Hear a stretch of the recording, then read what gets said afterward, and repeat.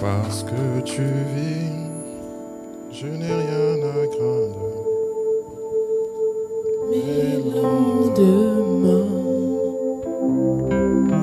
sont assurés entre tes mains. Tu tiens ma vie pour ce temps et l'éternité. Je sais que tu vis, oh parce que tu vis, je n'ai rien à craindre. Mes lendemains, oui, mes lendemains sont assurés entre tes mains. Tu tiens ma vie pour ce temps et l'éternité. Je sais que tu vis. Ah oui, parce que tu vis. Je n'ai rien à craindre. Mes lendemains sont assurés entre tes mains. Tu tiens ma vie pour ce temps et l'éternité. Je sais que tu vis parce que tu vis. Je n'ai rien à craindre. Mes lendemains sont assurés entre tes mains. Tu tiens ma vie pour ce temps et l'éternité.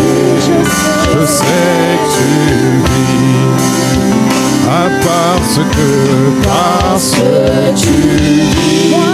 Oh, toi, mon Dieu, je n'ai rien à. Oh, toi, mon roi, mes lendemains. Oui, mes lendemains sont assurés. Oh, toi, mon Dieu, entre tes mains. Tu tiens ma vie pour ce temps et l'éternité. Je sais que tu vis pour ce temps et l'éternité. Je sais que tu vis. Oh, pour ce temps et l'éternité, je sais que tu vis. Pour ce temps et l'éternité, je sais que tu vis. Pour ce temps et l'éternité, je sais que tu vis. Oh oui, pour ce temps et l'éternité, je sais que tu vis.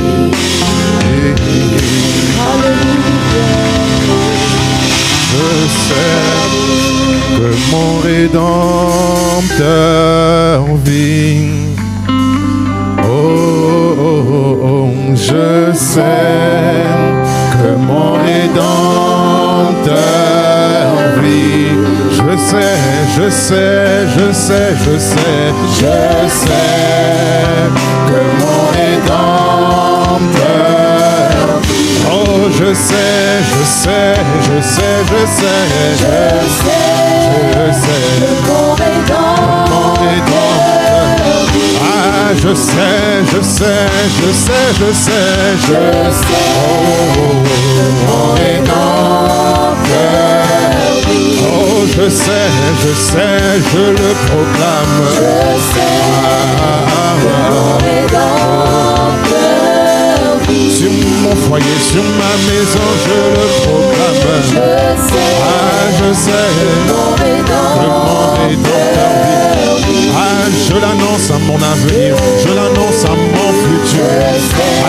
Je sais que mon Rédempteur vit. Je sais. Oh, je sais que mon Rédempteur vit. Je sais. Il se lèvera en dernier. Mon Rédempteur vit. Celui en qui j'ai mis ma confiance. Je sais. Oh, je sais. Je sais que celui qui veille sur moi. Je sais. Oh, il ne donne, il ne sommeille. Je sais. Je sais. Oh, je sais. Je sais que c'est lui qui bâtit ma vie. Je sais. Oh, je sais. Peu importe les vents, je sais. Mon Rédempteur. Je sais. Oh, je sais. Je sais.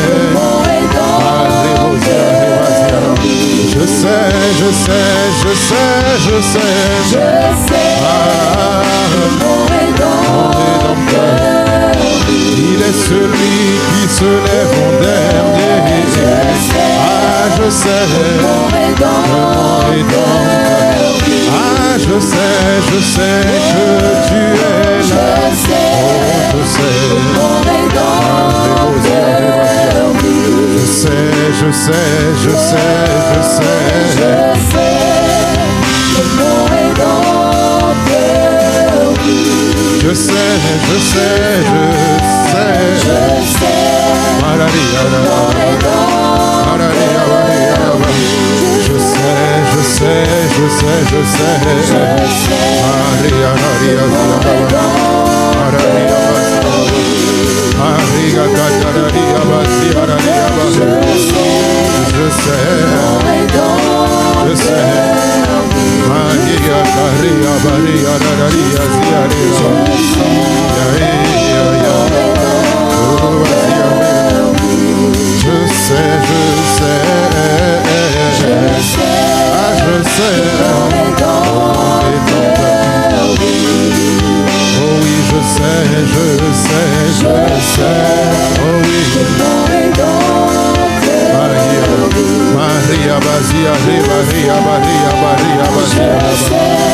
Je sais,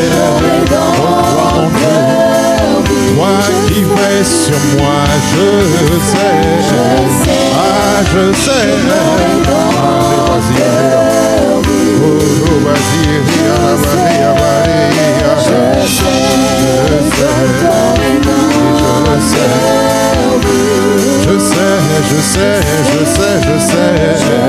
Oh toi mon Dieu, oh toi mon roi, toi ma paix, ma force, ma capacité.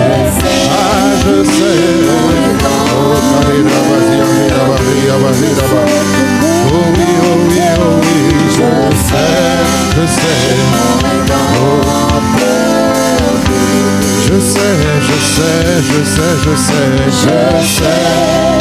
que mon Rédempteur vit. Je sais que mon Rédempteur vit.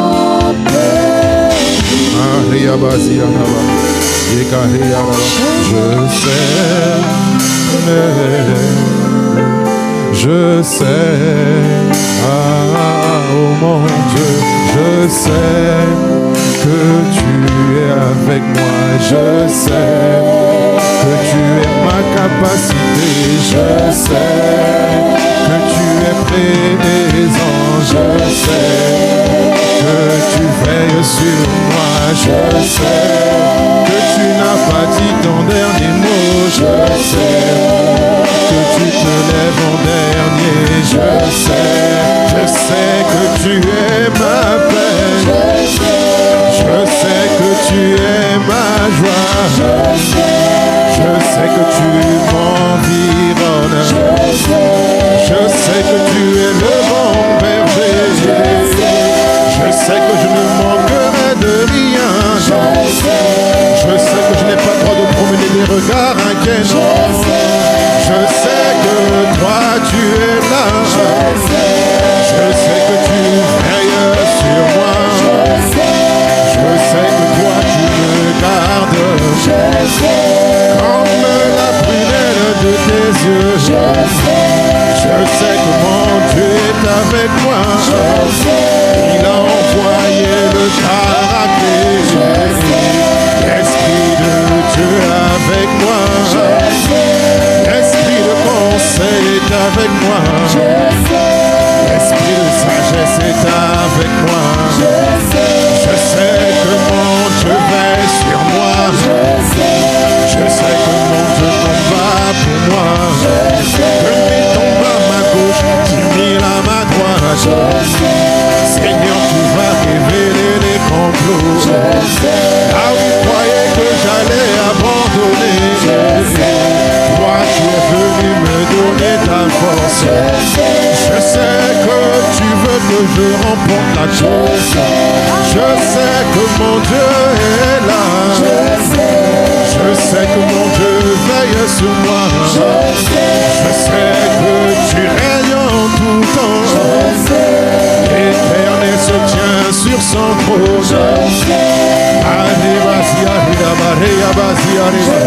Je sais que tu veux faire de mes ennemis mon marchepied. Ah, je sais. Je sais que mon Dieu veille sur moi. Je sais que tu veux me garder. Je n'ai pas le droit de promener des regards inquiets. Car mon Dieu veille sur moi.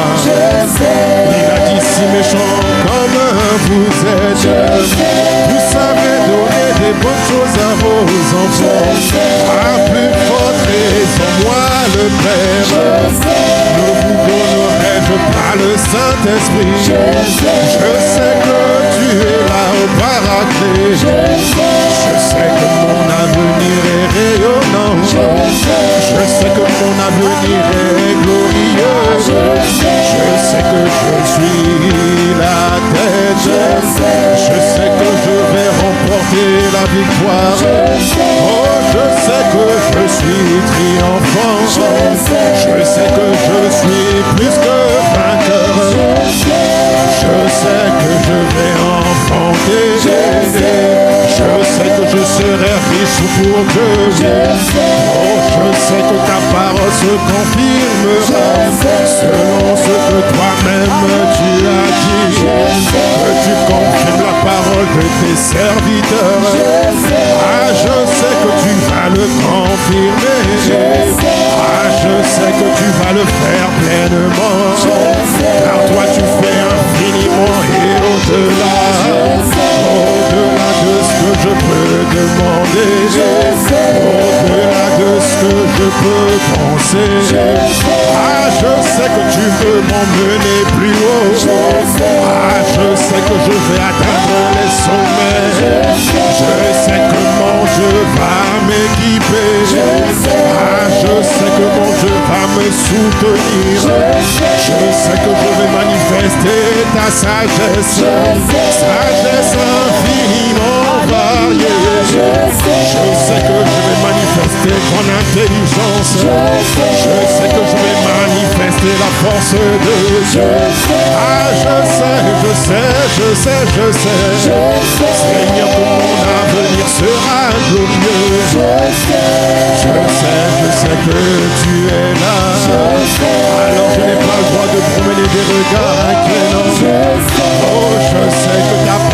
va s'accomplir. Alors je m'attends à toi. Si tu as changé la vie de Jacob, tu peux également le faire pour moi. Oh, je sais que tu arrives. Je sais que tu vas m'aider à conquérir la ville. Oh, je sais qu'un réveil se fera par moi. Je sais que je serai minimum un milieu. Ah, je sais. Je sais que mon Dieu est avec moi. Je sais que tu es mon Dieu. Je sais que tu es mon roi. Oh, je sais que tu es mon pourvoyeur. Celui qui pourvoit à tous mes besoins. Ah, je sais que mon Dieu, tu es là. Je sais. Alors j'ai confiance en toi. Je sais que la montagne va s'aplanir. Je sais que mon Dieu, tu vas le faire. Je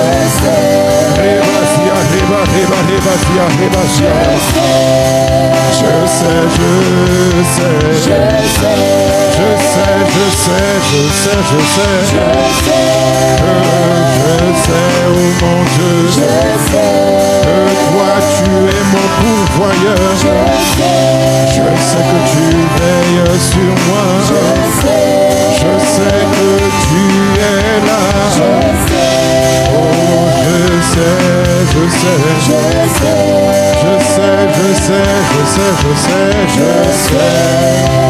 mon Rédempteur. Je sais que mon Rédempteur. Je sais que mon Rédempteur. Je sais que mon Rédempteur. À jamais oui, je sais que mon Rédempteur vit. Oh yeah, oui, mon Rédempteur vit.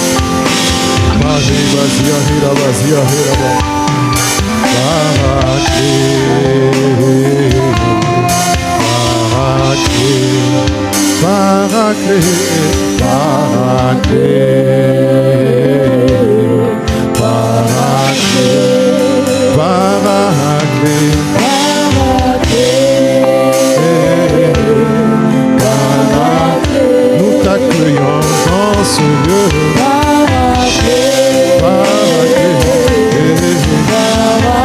Tu es le bienvenu ici.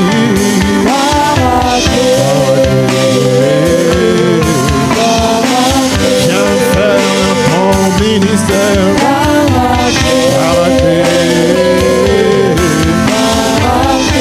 Paraclème-toi ici.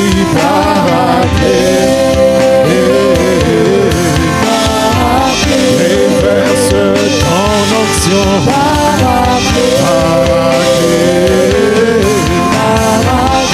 Déverse ta sagesse.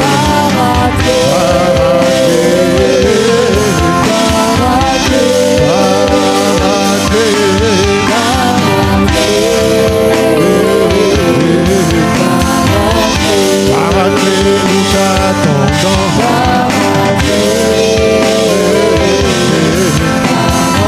Sois le bienvenu au milieu de nous.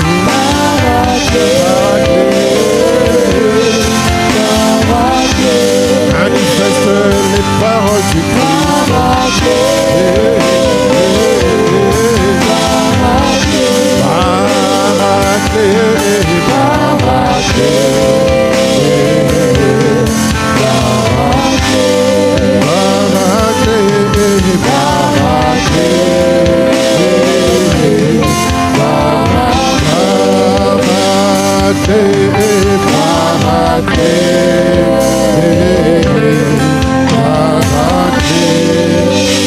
Oui, Seigneur, nous te rendons grâce. Nous te rendons grâce. pour la grâce que tu nous as accordée de venir dans ce jour. La grâce que tu nous as accordée de venir te célébrer. Un dimanche de plus dans ta présence, nous reconnaissons que ce n'est pas un acquis, mais ce n'est que la grâce de Dieu. Merci pour la grâce que tu nous as donnée en nous permettant de venir dans ce lieu. Merci encore une fois, Père, dans le nom de Jésus-Christ, de ce que tu étends ta main, afin que ta parole soit libérée. Merci, Seigneur, de ce que tu inspires les paroles de nos bouches, ainsi que les sentiments de nos cœurs.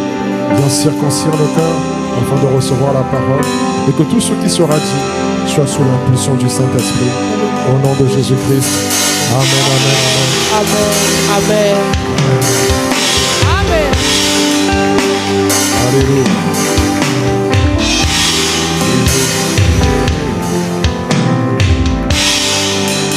Alléluia. Vous pouvez prendre place.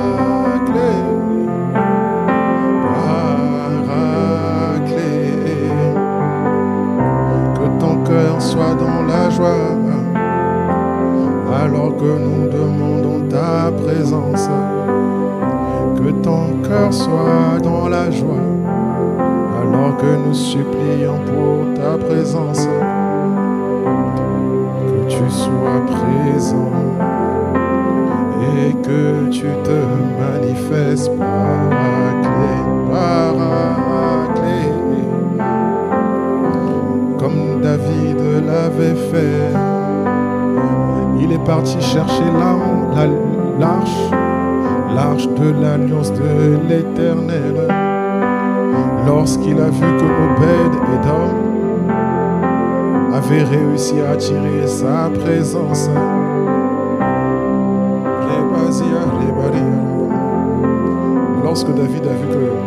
lorsque David avait vu que l'arche de l'alliance s'était retrouvée dans la maison d'Obed-Édom et qu'il a vu comment est-ce que la présence de Dieu se manifestait dans la vie d'Obed-Édom, David, pris par une sainte jalousie, est parti dire non, je vais récupérer cette arche-là. Et quand il a récupéré cette arche, il a commencé à célébrer Dieu. Il a commencé à prendre le temps dans sa présence. Parce qu'il savait que, en fait, quand il a vu Obed-Édom était quelqu'un d'ordinaire. Obed-Édom était quelqu'un comme toi et moi. Mais tout d'un coup, la vie d'Obed-Édom a commencé à être transformée. Tout d'un coup, la prospérité a commencé à venir dans la vie d'Obed-Édom. David s'est donc dit, mais attends, moi je suis le roi, et le petit gars là, qui est normalement parmi mes serviteurs, commence à prospérer plus que moi. Qu'est-ce qui a changé dans la vie d'Obed-Édom? Une seule présence. L'arche, à l'époque c'était l'arche. Aujourd'hui c'est plus l'arche. Aujourd'hui toi et moi nous avons celui qu'on appelle le Paraclet, le Saint-Esprit. La personne du Saint-Esprit. Et donc quand il vient changer l'histoire d'une personne. Quand il vient réécrire. En fait, il vient comme un écrivain. Là où les hommes étaient sur le point de mettre un point final à la vie, lui dit attention, attention, donnez-moi le stylo, je vais faire une virgule. Je vais faire une virgule. Et comme un peu dans les films américain, c'est marqué à suivre. C'est ce que le Saint-Esprit vient faire. Il vient mettre à suivre dans la vie. Je proclame et je décrète qu'il met à suivre dans ta vie au nom de Jésus. Amen, amen. Donc ce matin, j'ai la responsabilité d'apporter la parole ici, dans ce lieu. C'est vrai que c'est la première fois que je viens. Oui, c'est la première fois que je viens dans votre campus. En tout cas, merci pour l'invitation. Merci à mon frère même si Pasteur Peggy t'a demandé de m'inviter, il n'était pas obligé de m'envoyer le message. Amen. Il a quand même fait, donc on rend grâce à Dieu de ce qu'il a fait. Je veux, avant toute chose, d'abord, c'est vrai, bénir Dieu pour mon frère qui fait ce ministère. Je sais que c'est pas évident. Gérer une église, il y a beaucoup de choses. Il y a beaucoup de choses que l'on fait, que l'on est amené à faire dans la vie. Et je pense que parmi les choses les plus délicates, les plus challengeantes à faire dans la vie, c'est gérer une église. Parce que l'église, c'est des hommes et des femmes qui doivent des fois, par exemple, servir, alors qu'ils n'ont pas une rémunération. Quand on sert Dieu, à la fin du mois, l'église ne te donne pas un salaire, en fait. La plupart d'entre nous, nous sommes des bénévoles. Mais en tant que pasteur, en tant que berger, tu dois conduire des personnes, tu dois leur montrer la voie à suivre. Non seulement tu dois leur montrer la voie à suivre, en plus en tant que berger, des fois tu dois les reprendre. Tu dois les corriger. Tu dois des fois venir tailler, des fois tu dois venir améliorer leur manière de faire. Et vous savez, je suis quelqu'un qui lit beaucoup, qui lit souvent certains... Je lis souvent un magazine sur tout ce qui est management. C'est un magazine de l'école Harvard Business School. Et donc, des fois, dans le magazine, ils font des interviews des grands chefs d'entreprise. Et donc, des fois, quand je les vois en train de parler de leur entreprise, comment est-ce qu'ils ont mis telle stratégie, comment est-ce qu'ils font pour gérer leurs employés, des fois, dans mon cœur, je me dis, la manière dont vous parlez là, c'est bien, mais j'aimerais bien qu'un jour, vous veniez tester votre leadership dans l'église. J'aimerais bien qu'un jour, parce que c'est bien, parce que tu vois, quand ils parlent de leur entreprise, oui, nos salariés, c'est comme ça, on a réussi à mettre ça en place, et puis ci, et puis ça. Ils parlent avec fierté, en fait. Et à chaque fois, et souvent, donc, quand ils vont parler de ce qu'ils font dans leur entreprise, il y a toujours quelque chose qu'ils vont mettre en avant, c'est leur capacité à rémunérer leurs salariés. Je dis, c'est très bien. Je dis, maintenant, si tu penses que tu es un leader, viens prendre la responsabilité d'une église. Des personnes, des hommes et des femmes, regardez par exemple les chantres, vous êtes arrivés ici à quelle heure? À 8 heures. Donc vous avez fait des répétitions dans la semaine. Aucune de vous n'est payée. Alors imaginez dans le monde, tu es chef d'entreprise. Tu dis à tes salariés, nous on est français, on sait comment ça va se passer.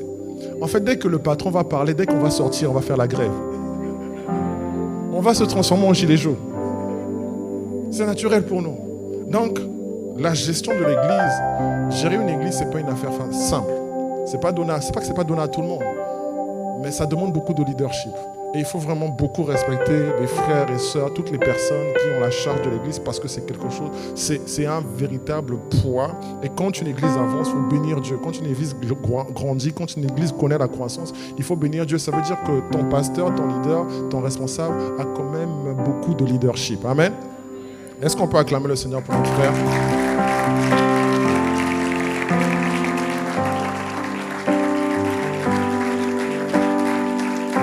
Nous rendons grâce pour tout le travail qui est fait ici. Père, nous te bénissons, nous prions que tu étendes ta main sur sa vie, sur son foyer, sur son couple. Et nous prions que tu étendes ta main sur tous ceux et celles qui l'entourent, tout le conseil. Au nom de Jésus, amen, amen. Et bien sûr, je ne peux pas commencer à prêcher sans d'abord rendre grâce à Dieu pour le père de la maison, le pasteur Yvan, l'apôtre Yvan. Est-ce qu'on peut se tenir debout même s'il n'est pas là? Est-ce qu'on peut rendre grâce à Dieu pour leur vie? Père, nous te bénissons. Et nous prions encore une fois que tu étendes ta main sur lui, que tu le gardes, que tu le préserves, que tu préserves son épouse, que tu préserves ses enfants, que tu préserves ses entreprises, que tu préserves tous ceux et celles qui l'entourent au nom de Jésus-Christ. Nous demandons, Seigneur, que la faveur d'en haut vienne sur sa vie. Nous demandons, Seigneur, que la sagesse et l'intelligence l'accompagnent au nom de Jésus-Christ. Amen. Amen, amen, amen. On peut prendre place, on peut s'installer.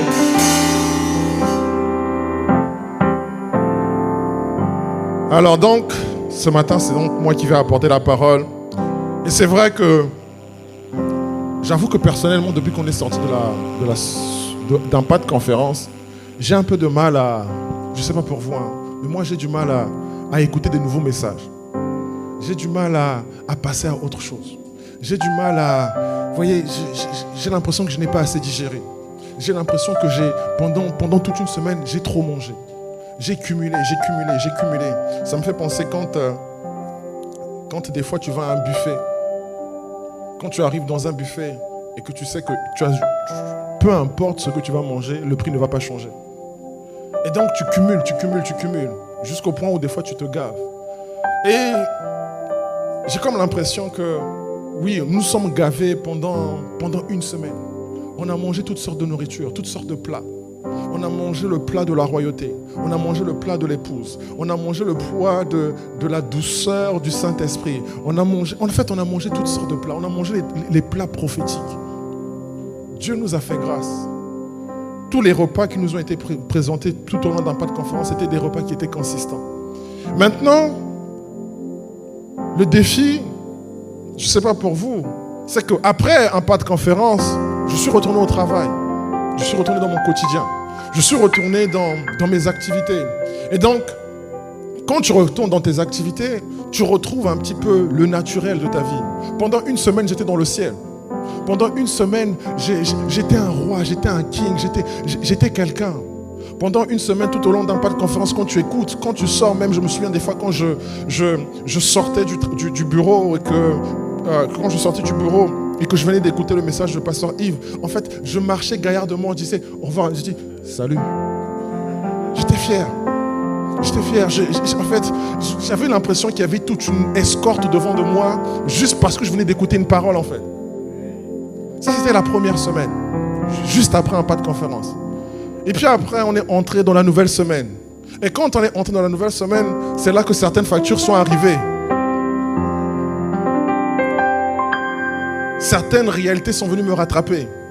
J'étais là-haut. Mais tout d'un coup, en fait, quand j'ai vu la dame de la poste arriver avec son vélo électrique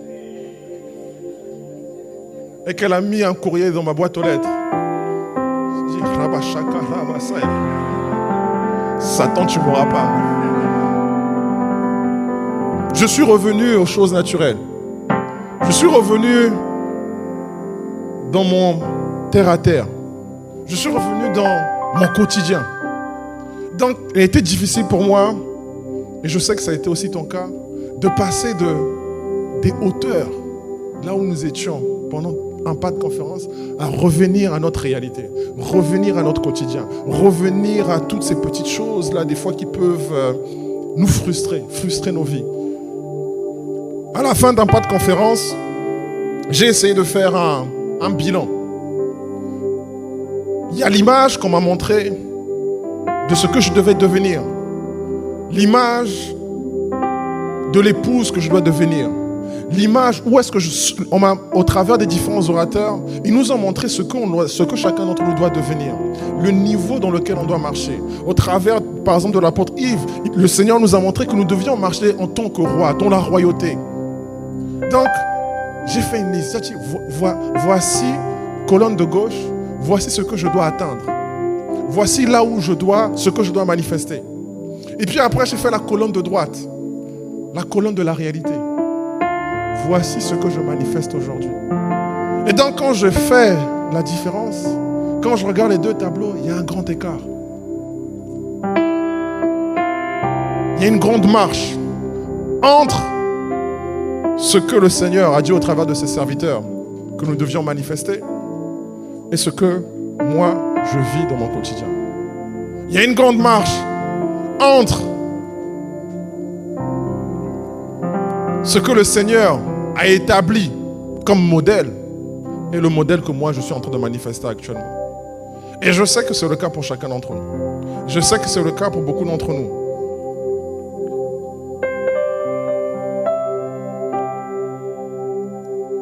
Il y a toujours des fois un écart entre ce que des fois les prédicateurs vont annoncer, vont dire. Des fois ce que les hommes de Dieu vont dire sur la chair. Dis voilà ce qu'on est.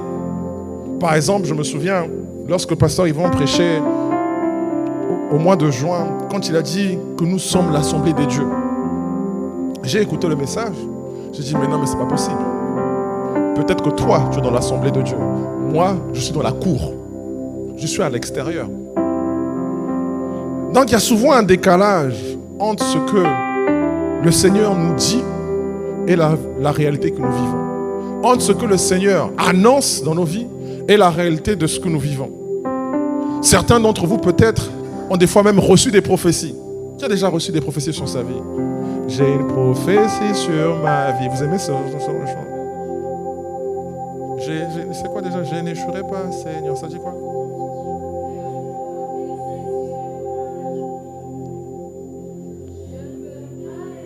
Jouer.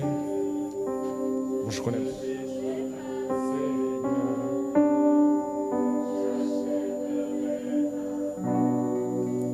Il y a une prophétie sur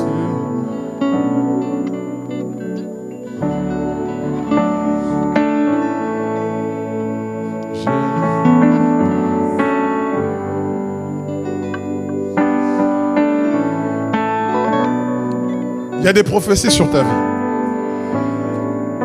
Maintenant, tu as vu la prophétie. Maintenant, tu regardes ta vie. C'est pour ça que la personne a chanté ce chant. En fait, il était tellement dit, il y a une prophétie sur ma vie. Et puis il rajoute, je n'échouerai pas, Seigneur. C'est ça. Pourquoi est-ce qu'il chante ça? Parce qu'il se dit, ça fait longtemps que j'attends. On a annoncé certaines choses sur ma vie. Mais je ne vois pas ces choses-là être manifestées. Ça fait longtemps que je vois qu'on m'a annoncé. On a eu des temps de prière. On a fait 21 jours. Pendant les 21 jours, avant 21 jours, on avait fait 3 jours de jeûne d'Esther. Le Seigneur a annoncé des paroles. Avant les 3 jours d'Esther, on avait fait 40 jours. 40 jours. Pendant les 40 jours, le Seigneur a annoncé des paroles. Et depuis là, je ne vois pas la manifestation de ces paroles. Du coup, qu'est-ce que tu fais? Il y a une prophétie sur ma vie.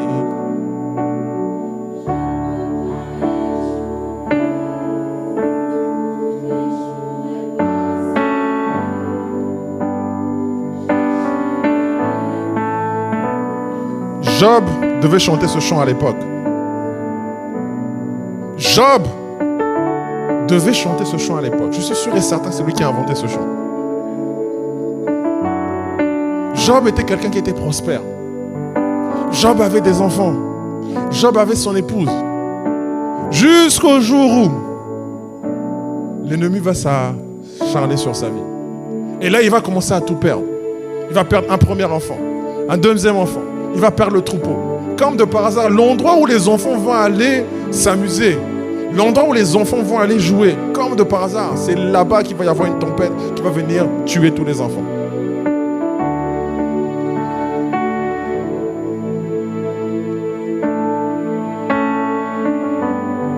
Job est marié. Mais qu'est-ce qui va se passer dans la vie de Job? Il va commencer à perdre toute sa progéniture. Donc Job, à un moment donné, il a dû commencer à chanter. Il y a une prophétie sur ma vie. C'est parce que si ces choses-là m'arrivent, certainement que Dieu veut faire quelque chose dans ma vie. Certainement le Seigneur veut accomplir quelque chose dans ma vie. Et je sais que pour beaucoup d'entre nous ici, des fois on a entendu, on a reçu des paroles. À la fin des temps de prière, tu as été le premier à dire Amen. Lorsque le Seigneur envoyait la parole au travers de la bouche de ses serviteurs, tu as dit Amen, je reçois, j'accepte. Des fois à la fin même, je vais être un peu provocateur. Amen. J'ai dit, je vais être un peu provocateur. Okay? Donc c'est de la provocation. Amen, c'est de la provocation. Vous étiez là à un pas de conférence. À un moment donné, j'ai dit c'est de la provocation. Il ne faut pas me jeter de cailloux. À un moment donné, la pasteur Mathieu a fait un appel. Turn around miracle. Avec l'offrande. Tu t'es levé. Il y a une prophétie sur ma vie. Quand je vais donner ma semence, je ne vais pas échouer. Quand je vais donner ma semence, vous allez voir. Donc tu t'es levé avec fierté. Tu as mis l'argent de côté. Tu es venu semer. En repartant même, tu étais fier de repartir. Dis, là, j'ai semé. Vous allez voir ce que vous n'avez jamais vu. Maintenant, c'est là que vient la provocation. Où est le résultat? Où est le résultat de ta semence? Où est le résultat de ce que tu as semé? Tu as entendu les autres dire, oui, dans ma vie, quand j'ai semé, j'ai vu quelque chose être manifesté. J'ai vu les choses changer dans ma vie. Maintenant, dans ta vie, là, où est le résultat? Où est le résultat de tes dîmes et offrandes? Où est le résultat de tout ce que tu fais? Où est le résultat? J'ai dit que je fais un peu de provocation.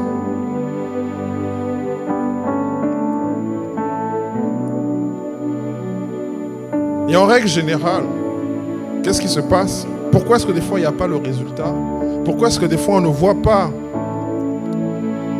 on ne vit pas la parole de Dieu? On ne vit pas les actes qu'on a posés, les semences qu'on a données, les paroles qu'on a reçues, qu'on a acceptées, on ne les voit pas forcément se manifester dans notre vie. Je ne dis pas que c'est la seule raison, mais l'une des raisons, en tout cas c'est ce que le Seigneur a mis dans mon cœur, l'une des raisons pour lesquelles tu ne vois pas forcément manifester certaines choses, c'est dans le livre de Job 38, au verset 2. On va lire la version Martin.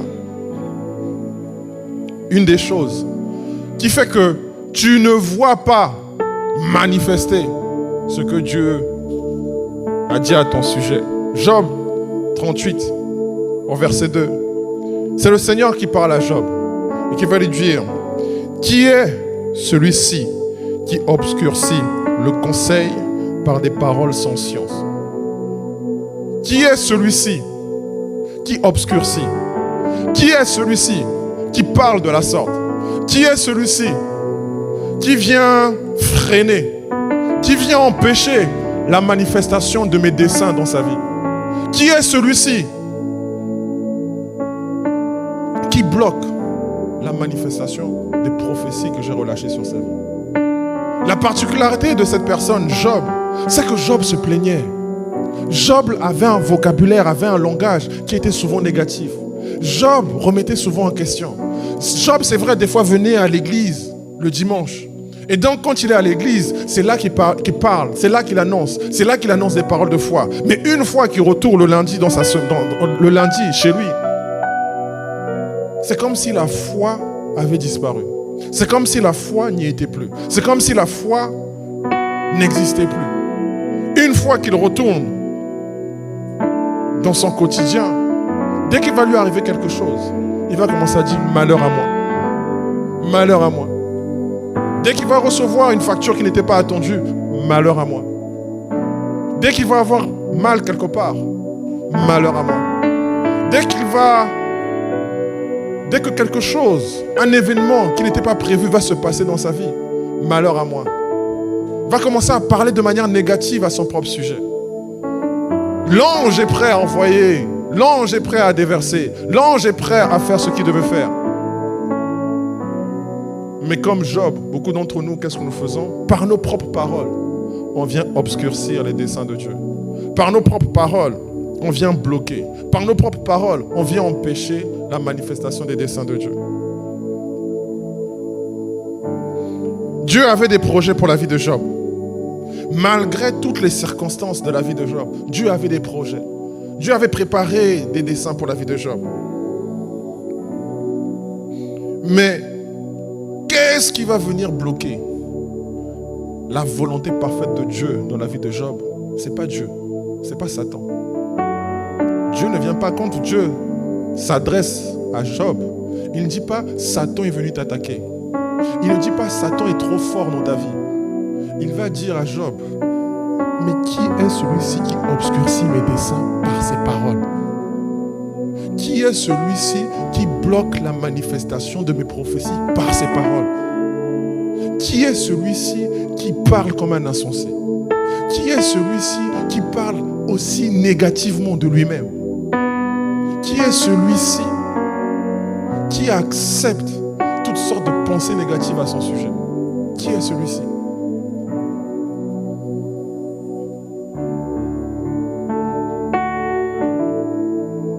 La vérité va te dire que tu es une royauté. Mais toi, ta réalité, c'est vrai. Dans ta réalité, c'est métro, boulot, dodo. Donc du coup, lorsque tu parles à ton sujet, lorsque tu parles de toi-même, lorsque tu parles à ton propre sujet, ce sera toujours négatif. Ah, mais moi, vous savez, j'ai un petit boulot. On a dit tu es un roi. Tu as déjà vu un roi qui a un petit boulot? Vous avez déjà vu un roi? Dites-moi, est-ce que vous avez déjà vu un roi qui a un petit boulot? Même le président du plus petit des pays, il est fier d'être président du plus petit des pays. C'est un pays pauvre. Vous voyez comment il est fier. Des fois, ce sont les présidents des plus petits pays qui vont avoir, vous savez, les plus grands cortèges. Pourtant, ils sont dans un pays pauvre. Mais c'est eux qui ont les plus grands cortèges. Pourquoi? Parce que, d'une certaine manière, ils savent quand même que je suis président, quoi. Pays pauvre, je suis président. Il faut quand même me respecter. Mais toi, ce que Dieu t'a donné, tu le regardes, c'est quoi ça? C'est quoi ce petit boulot-là? C'est quoi ce petit travail-là? C'est quoi ce petit salaire-là? C'est quoi? En fait, tu es toujours négatif. Toujours négatif. C'est qui ce roi? Toujours négatif à ton sujet.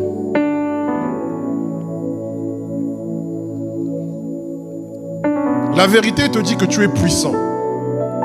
Dans le psaume 68 au verset 29, il nous a dit, ton Dieu ordonne que tu sois puissant. Mais c'est vrai, dans la réalité, ton corps est faible.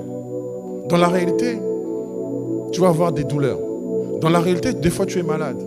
Mais il a dit, ton Dieu ordonne que tu es puissant. Du coup, toi, ton discours est toujours aligné sur ta réalité.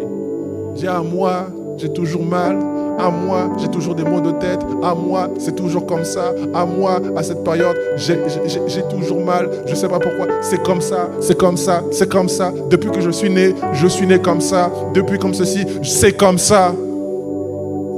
Même quand on essaie un peu, tu vois, tu nous as tellement habitués à dire c'est comme ça, que des fois même quand on veut essayer un peu de t'encourager, en fait tu hésites. Il y a une personne comme ça, j'avais reçu un entretien. Elle vient me faire une description, mais vraiment négative de sa vie. Donc moi, à un moment donné, je dis, bon, on va essayer d'être un peu positif. Donc j'essaie d'être positif. Mais à la fin, et puis à la fin, on prie, on rend grâce, on prie, on taille en pièces, etc. Et puis, on est sur le point de partir. Avant de partir, avant de se séparer, la sœur a quand même le temps de me dire, ah, pasteur, la vie là, c'est pas facile, hein. Je dis, ouais, mais tu viens d'annuler ma prière, mais moi, je comprends pas.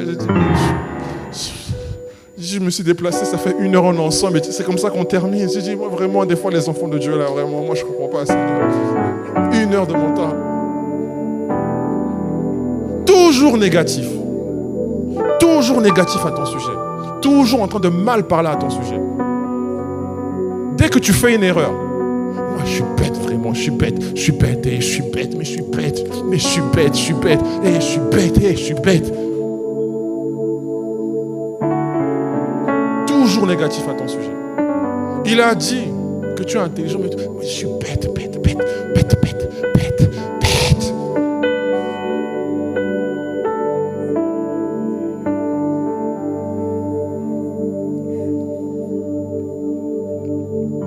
Dans la vérité qu'il a établie, dans la colonne de la vérité, il a dit, tu es la tête et non la queue. Ça, c'est ce qu'il a dit. Maintenant, toi, dans ta réalité, c'est vrai. C'est vrai.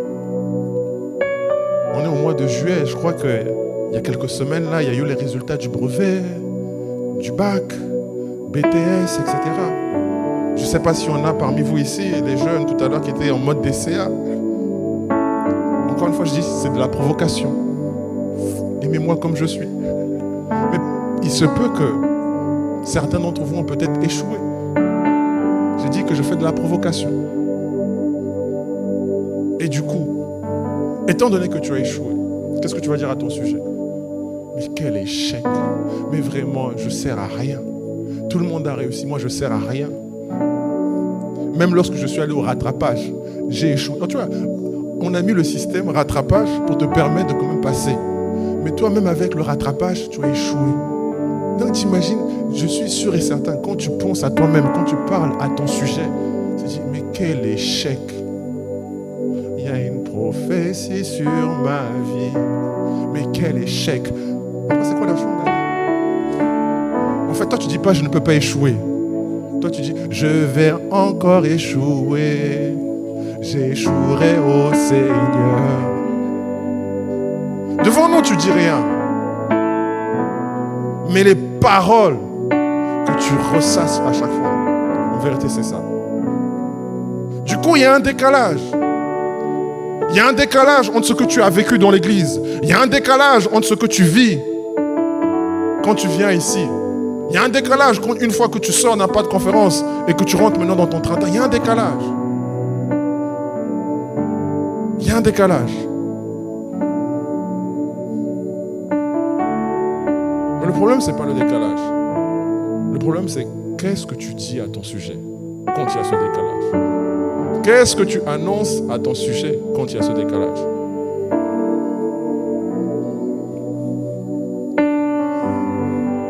Dans la vérité, il a dit que nous sommes riches. Dans la vérité, et moi j'aime beaucoup ce passage, quelque part dans le livre de Deutéronome 28, il dit, tu n'emprunteras pas, tu prêteras à beaucoup de nations. Vous imaginez, c'est ce que Dieu a dit à notre sujet. Tu n'emprunteras pas. Non seulement tu n'emprunteras pas, mais qu'est-ce que tu feras? Tu prêteras à beaucoup de nations. Et puis, comme je vous ai dit, on reçoit tous des courriers. Et puis un jour, j'ai vu ce passage biblique. J'ai dit, yes! Moi, je n'emprunterai plus.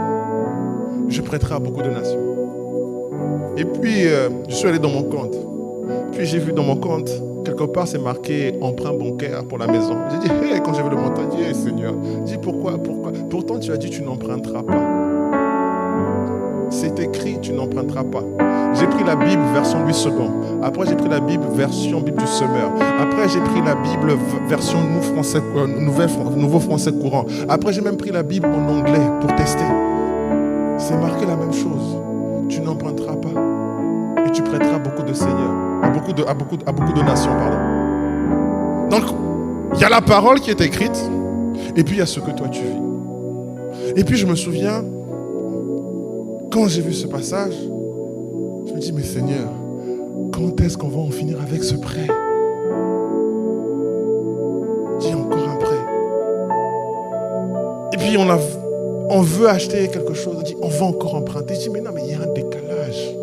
Je dis, moi, je dois vivre ce qui est écrit. moi je dois vivre ce qu'il a dit à mon sujet. Je dois le vivre.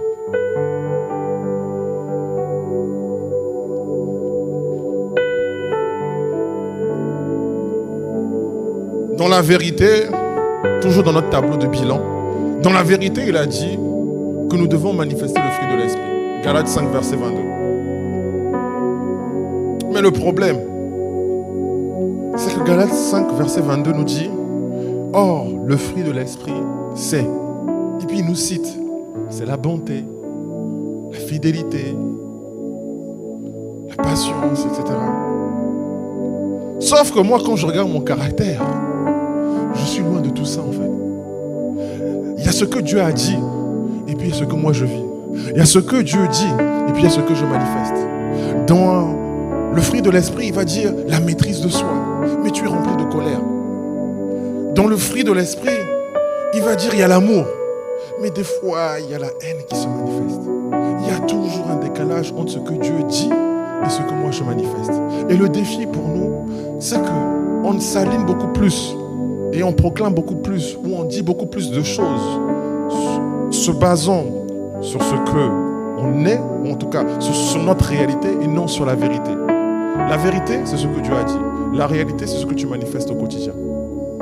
C'est ce que tu vois au quotidien. Or, notre objectif, pour pouvoir faire le voyage de la réalité vers la vérité, on va devoir développer une clé. Et c'est ce qu'on va voir dans le temps qui m'est imparti. Et cette clé, je l'ai appelée, ou la clé, ou l'arme, c'est l'arme de la proclamation. Dis avec moi, proclamation. C'est l'arme de la proclamation.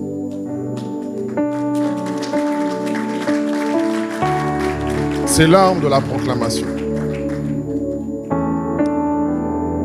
La Bible dit que nous avons été, dans le livre de Genèse, la Bible dit que nous avons été créés à l'image de Dieu. Dieu nous a créés à son image et à sa ressemblance. Donc toi et moi, on est comme Dieu. Et la particularité de Dieu, donc si Dieu, quand Dieu nous a créés, il dit faisons l'homme à notre image et à notre ressemblance. Ça veut dire que toi et moi, nous avons été créés comme Dieu. Dis avec moi, j'ai été créé comme Dieu.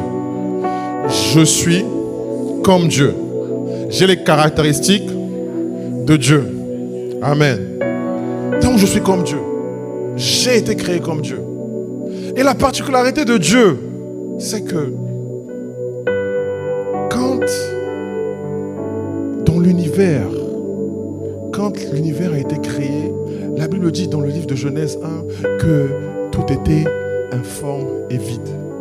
Donc tout n'était pas forcément comme Dieu. Tout ne ressemblait pas comme Dieu. Tout n'était pas comme à son image. Tout n'était pas formé comme lui l'aurait aimé que ce soit formé. Et qu'est-ce que Dieu va faire? Qu'est-ce que Dieu va faire? Genèse 1 au verset 3. Étant donné qu'il y a les ténèbres, étant donné que les ténèbres recouvrent la terre, qu'est-ce que Dieu va faire? Dieu le grand créateur. Dieu le grand créateur va parler. Dieu dit. Dieu va parler. Dieu va parler. Et quand il va parler, qu'est-ce qui va se passer? Il va dire que la lumière soit. Et la Bible nous dit après, juste à côté, et la lumière fut. Que la lumière soit. Et la lumière fut. Que la vie vienne. Et la vie fut. Il n'a pas utilisé les archanges. Il n'a pas utilisé toutes sortes de créatures. Il a juste parlé. Il a juste annoncé. Il a juste dit, voilà, voici ce que j'annonce. Voici ce que... Parce que tu dois ressembler terre, tu dois ressembler à moi. Moi, comme je suis lumière, il faut que la lumière soit manifestée sur la terre. Donc, il faut que la lumière vienne. Donc, il dit, lumière soit. La lumière fut. Dieu a parlé. Il a annoncé. Il a juste annoncé, il a juste dit ce qu'il voulait voir manifester. Il a juste proclamé ce qu'il voulait voir manifester. Et l'instrument qui nous permet de le faire, l'instrument qui nous permet de pouvoir manifester ou annoncer ce que l'on veut voir manifester, c'est notre bouche. Proverbe 18, regardez, et la particularité de notre bouche, dans Proverbe 18 au verset 20-21. Regardez Proverbe 18, 20-21. On va prendre Donc on prend d'abord la version de 8 secondes. Proverbe 18, verset 21. C'est du fruit de sa bouche que l'homme rassasie son corps. C'est du produit de ses lèvres qu'il se rassasie. Au verset 21, la mort et la vie sont au pouvoir de la langue. Quiconque l'aime en mangera les fruits. Mais moi j'aime beaucoup, je préfère la version Bible français courant, qui dit un homme, regardez, un homme peut assurer sa nourriture par ses paroles. Un homme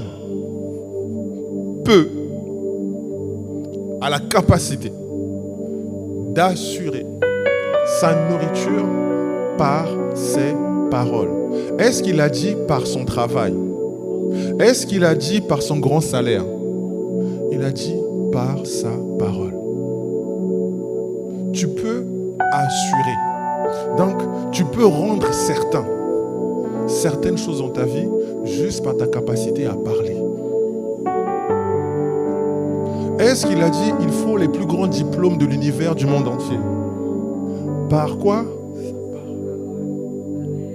C'est ce qu'un homme peut faire.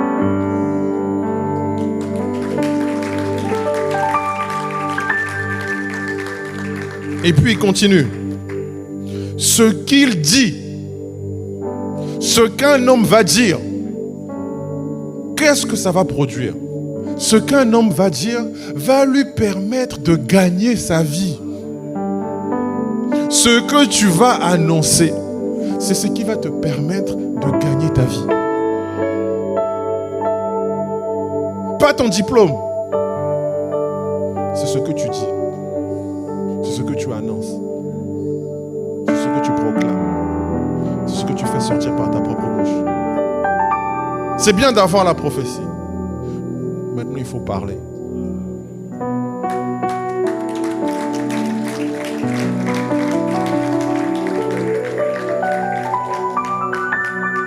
Et la particularité, c'est qu'on ne parle pas parce qu'on a. On ne parle pas parce qu'on a quelque chose. On ne parle pas parce qu'on est déjà quelque chose. On parle pour obtenir, on parle pour devenir.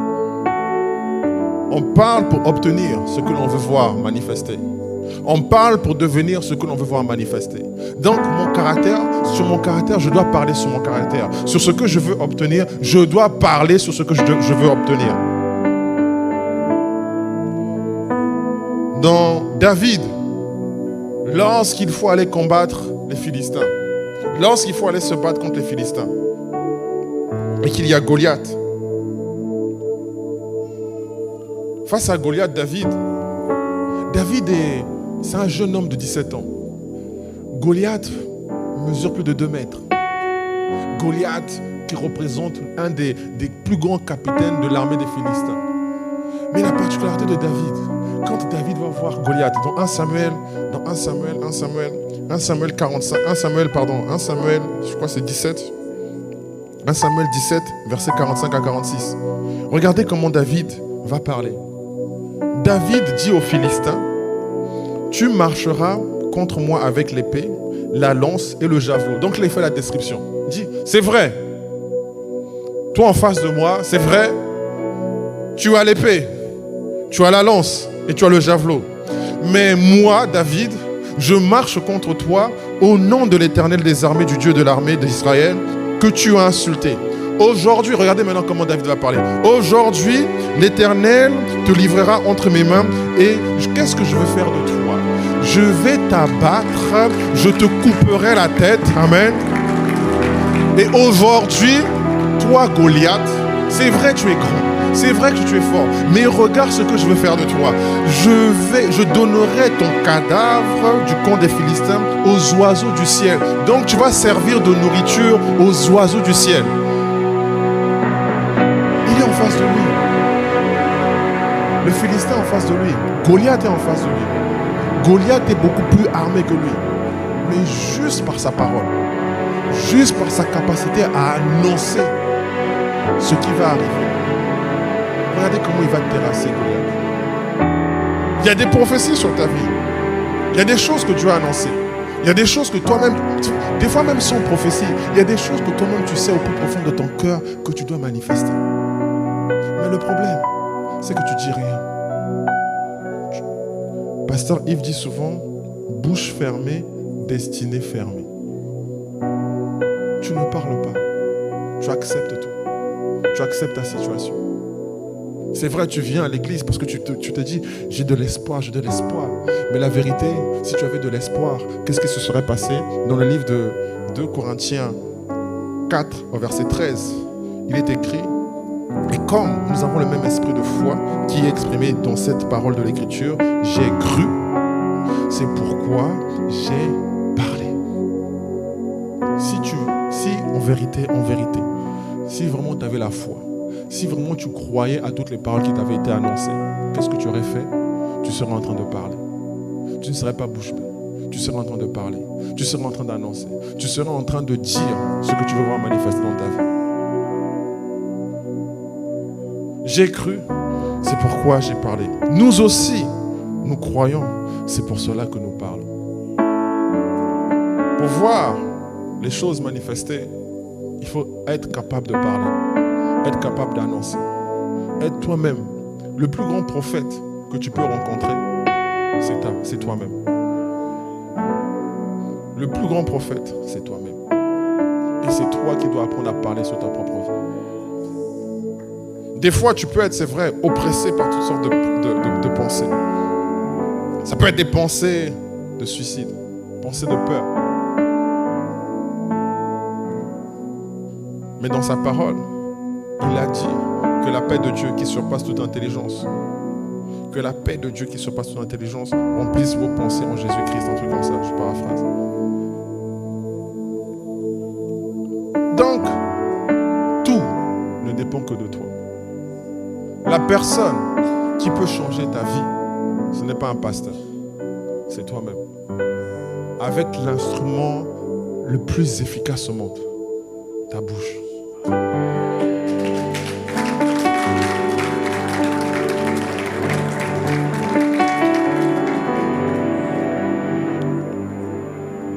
Oui, c'est vrai, nous sommes sortis d'un pas de conférence. On était zélés, on était remplis de feu, on était remplis d'hardiesse. Mais la vérité des vérités, donc, il y a des choses que tu ne peux voir manifester seulement et seulement si tu apprends à les proclamer, tu apprends à les annoncer, tu apprends à les dire sur ta propre vie. Le plus grand prophète, encore une fois je me répète, le plus grand prophète de ta vie, c'est seulement toi. C'est toi. On pourra t'imposer les mains autant de fois que tu veux. Mais le jour où tu décides de parler sur ta propre vie, peu importe là où ton histoire a commencé. Regardez, à un moment donné dans la vie, Jésus avait tellement compris ce principe que, à un moment donné, on va l'interroger. Et quand on va l'interroger, il va répondre « Je suis la résurrection et la vie ». Mais lorsque Jésus va annoncer ça, il n'est même pas encore passé à la croix. Il n'est pas encore allé à la croix. Il annonce déjà qu'il est la résurrection et la vie.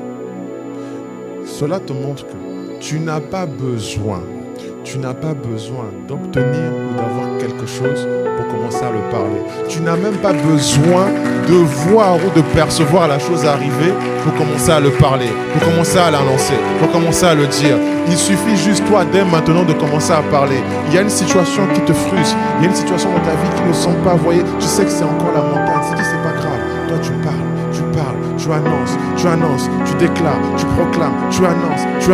Et tôt ou tard, tu verras ces choses pleinement manifestées sur ta vie. Au nom de Jésus-Christ.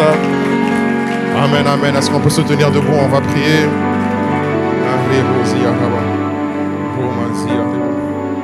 Dieu a une armée.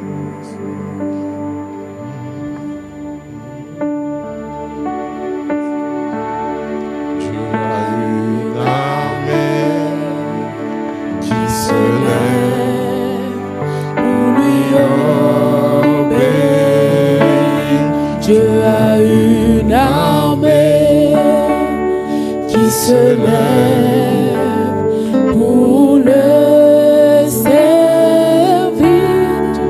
Peuple de Dieu, lève les mains.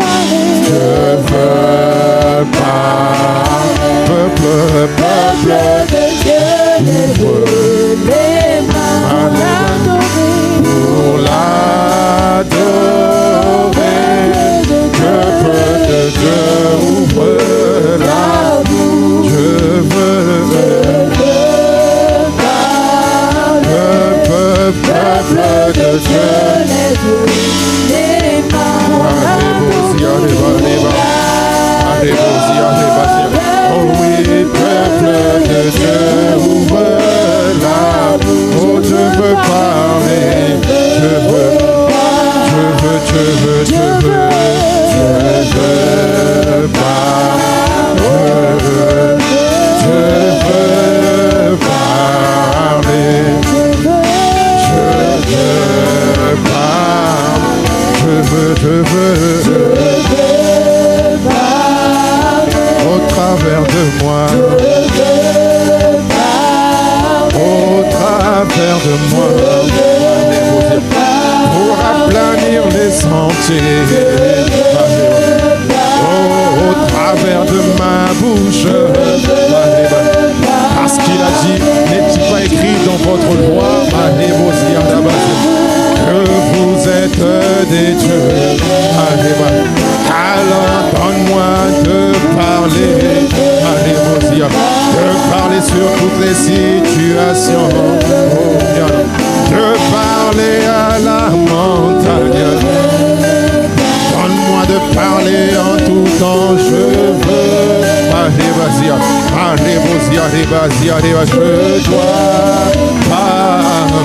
Je dois pas face à la montagne, face à la maladie, face à ce chômage, face à ces finances, face à mon foyer, face à ces choses qui me frustrent. Oh, je dois parler la vérité. Je dois parler à ces choses. Je dois parler à mes entrailles. Oh, je dois parler à mon caractère. Je dois parler à la montagne. Je dois parler à la tempête. Oh, Seigneur, fais-moi parler. Je t'en supplie, ne me laisse pas bouche muette. Non, non, non, non. Oh, augmente en moi la sainte colère, afin de parler à la situation. Père, je t'en supplie, donne-nous. Donne-nous de parler à toutes les situations. Je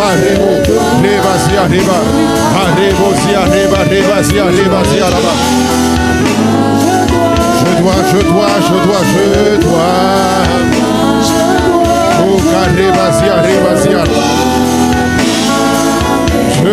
Je dois parler. Je vais donner l'occasion à une personne. On va pratiquer la parole. Amen. Nous ne sommes pas là pour faire de la théorie. On va parler. Nous ne sommes pas là pour faire la théorie. Nous ne sommes pas là pour faire la théorie. Donc, alors que nous sommes tous ensemble, la Bible dit dans sa parole, il dit dans sa parole, là où 2 ou 3 sont réunis, où je suis présent. Et si 2 d'entre vous s'accordent pour demander une chose quelconque, votre Père qui est dans les cieux vous l'accordera. Amen. Alors je sais que parmi nous, même si nous sommes différents, je suis persuadé que nous avons il y a au moins une personne dans cette salle qui a au moins le même sujet de prière que moi. Amen. Je le sais. Donc ce qu'on va faire, sans forcément dire à la personne à côté, voici mon sujet de prière, on va simplement élever la voix tous ensemble. Amen. Et on va parler à la situation. On va parler à toutes les situations qui se dressent devant nous. Toutes les choses que tu veux voir transformer. Toutes les choses que tu veux voir s'aplanir. Toutes les choses que tu veux voir totalement changer dans ta propre vie. Tu es le propre prophète de ta vie. Ce n'est pas moi le prophète, c'est toi le prophète. Et c'est toi qui dois parler. Et à force de parler de la même manière que Dieu le Créateur a dit que la lumière soit, la lumière fut. De la même manière, lorsque toi tu vas parler, la lumière va venir dans les zones des ténèbres. La lumière va venir dans la maladie. La lumière va venir dans tout endroit où tu vas adresser la parole. Alors maintenant, nous allons élever la voix tous ensemble et parlons à ces situations. Parlons à ces situations. Parle maintenant. C'est le temps d'élever la voix. C'est le temps de prier. C'est le temps de proclamer. C'est le temps de proclamer. C'est le temps de proclamer. C'est le temps de proclamer. C'est le temps de proclamer.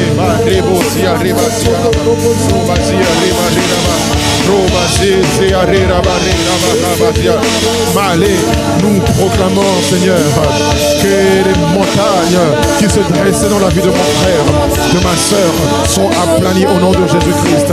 Les montagnes de la folie aplanies au nom de Jésus-Christ. Montagne des dettes aplanies au nom de Jésus-Christ.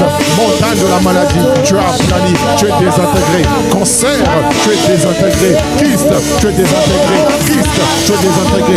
Règle douloureuse, désintégré au nom de Jésus-Christ. Folie, tu es désintégré. Maux de tête récurrent, désintégré.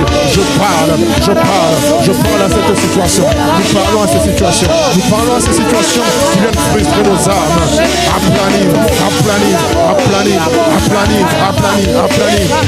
Au nom de Jésus-Christ, toute situation qui voulait frustrer mon frère, toute situation qui voulait frustrer ma soeur, soit aplanie. Nous proclamons, Rabazia, là où notre caractère était un caractère qui était trop dur, trop compliqué. Père, nous appelons le fruit de l'esprit, la douceur, nous appelons la douceur, nous appelons la bonté, nous appelons la miséricorde, nous appelons le pardon, nous appelons le caractère de Dieu sur nos vies.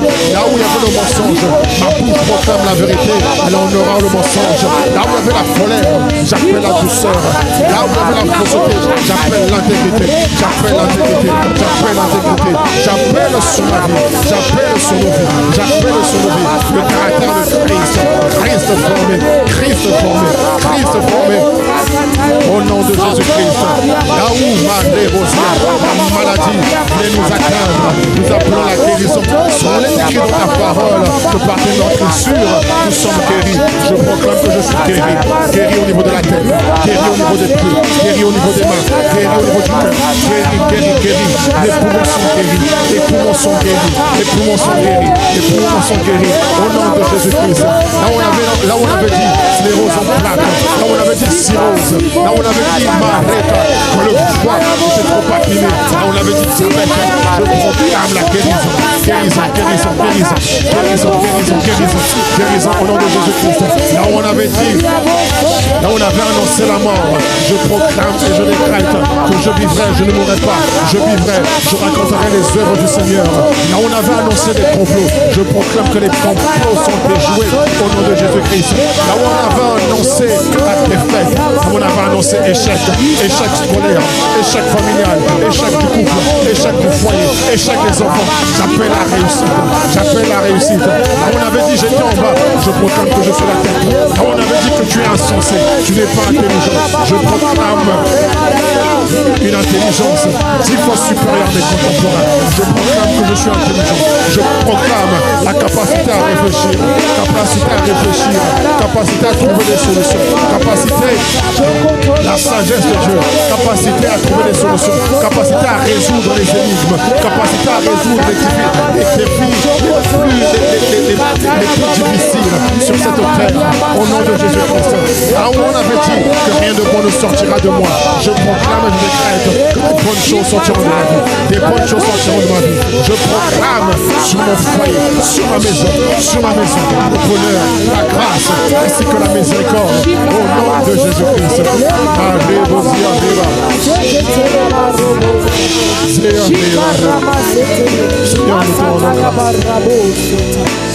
nous te rendons grâce. Merci Père. Merci Seigneur. Merci Seigneur. Tu as dit dans ta parole, il te sera fait selon ta foi.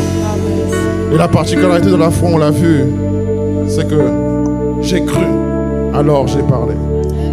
La foi croit. Une fois que la foi a cru, après elle parle. Après elle annonce. Peu importe, Seigneur, les défis de mon frère. Peu importe ce par quoi il passe. Peu importe ce qu'il connaît. Père, dans le nom de Jésus, accorde-nous la grâce de mettre en pratique ta parole. Afin de ne pas nous plaindre de qui que ce soit. Afin de ne pas dire, oui, dans l'église, il n'y a pas assez ceci, il n'y a pas assez cela. Non. La vérité des vérités, si les choses n'ont pas changé, c'est parce que moi, je n'ai pas joué mon rôle. Si ma vie n'a pas changé, c'est parce que je ne me suis pas tenu comme propre prophète de ma vie, propre prophète dans mon quartier, prophète dans ma maison, prophète dans la ville, prophète dans la région, prophète dans la nation. Alors Seigneur, puisque c'est toi qui mets en nous le vouloir le faire, rends-nous capables, mets en nous ce désir de jouer notre rôle et de tenir notre place. Au nom de Jésus-Christ, nous avons prié avec action de grâce. Amen. Amen, amen, amen. Amen. Avant de clôturer, l'heure est déjà très avancée. Avant de clôturer, je vous demander de vous asseoir quelques instants. On veut donner l'opportunité à une personne. Tu es venu, tu as été invité, ou tu es venu par toi-même. Tu es venu dans ce lieu et tu as entendu parler, c'est vrai, de la parole, mais tu ne connais pas le Seigneur Jésus-Christ. Tu ne l'as jamais rencontré. tu n'as jamais fait ce qu'on appelle la prière du salut. Si tu es là et que tu veux te réconcilier avec le Seigneur Jésus, est-ce que, alors que nous avons la tête baissée, alors que nous baissons la tête, si tu es là et que tu n'as jamais fait rencontrer le Seigneur Jésus-Christ, est-ce que tu peux lever ta main là où tu es? S'il y a une personne, est-ce qu'il y a une personne dans la salle qui n'a jamais rencontré Jésus-Christ? Tu as entendu parler de lui. Tu as entendu parler de lui. On t'a dit que oui, Jésus c'est ceci, Jésus cela, mais tu ne l'as jamais rencontré. Est-ce que tu peux lever la main? Oui, je vois une main levée. Est-ce qu'il y a quelqu'un d'autre qui, ici dans la salle, veut venir répondre à cet appel? Pour toi qui as levé la main, est-ce que tu peux te tenir debout là où tu es? On va prier avec toi. Amen.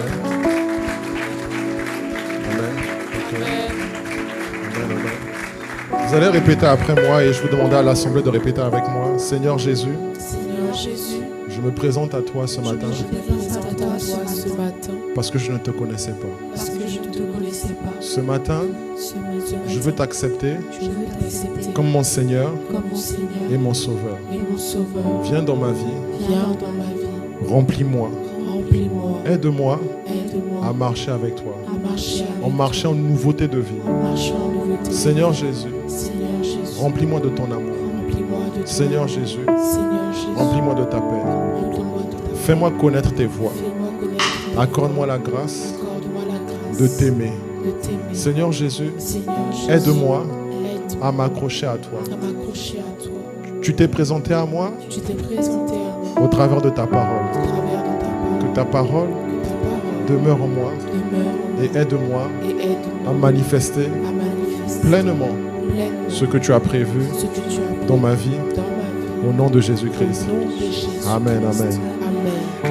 Maintenant, nous allons prier pour toi. Je vais prier pour vous. Vous pouvez rester debout. Vous pouvez rester debout. s'il vous plaît. Vous pouvez rester debout. Je vais prier pour vous, Seigneur. Alors que nous avons toujours la tête baissée, Seigneur, étends ta main sur nos frères et sœurs. Merci, Seigneur, de ce que c'est toi qui les gardes. C'est toi qui les préserves. Père, nous prions pour que tu les environnes de ta grâce. Nous prions qu'ils ne reculent jamais, qu'au contraire, qu'ils marchent en tout temps avec toi. Nous prions que ton amour les inonde.